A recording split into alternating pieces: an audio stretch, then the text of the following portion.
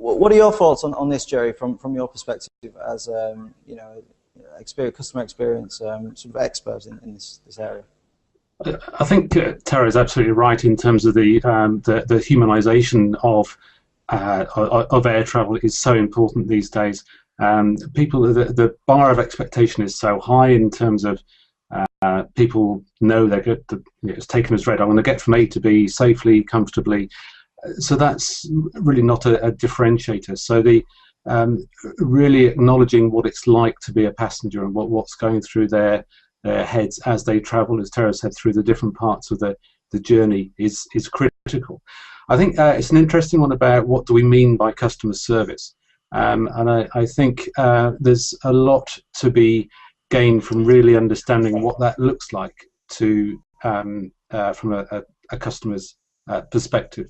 I did some research recently and for a regional airline, and sorry, is someone trying to ask a question? Sorry. No. Beg your pardon. I did some research recently on what sort of things passengers value the most, and it was the people who were advocating a certain airline were. It was very much around the attitude of the staff and the cleanliness of the cabin, the aircraft cabin.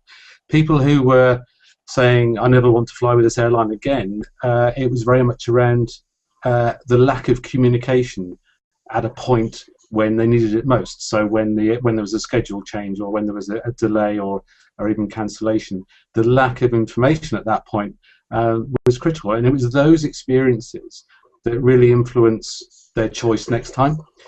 So back to Tara's point about, I think, yeah, absolutely, we need to recognise that whilst we can use technology and processes and systems to improve the experience and improve our operational efficiencies, we mustn't lose sight of the fact that we're dealing with real human beings, if that makes sense. Yeah, no, that's a very very interesting point, Jerry, you make. I mean, so the real-time updates for the customer, that is helping enhance the experience, and this is how airlines can increase their customer experience and their loyalty. From what I've gathered, you said there. Well, yeah, no, exactly, and just as a very quick example, if I'm travelling, I get a text message the day before to say, "Mr. Angrove, you're flying from such and such an airport at 8 o'clock in the morning. Wish you a happy flight. Please don't forget to turn up 2 hours before." So that's fine. What then happens is I turn up to the airport only to find that the flight has been cancelled, and it's been cancelled for some time, but there's no text about that.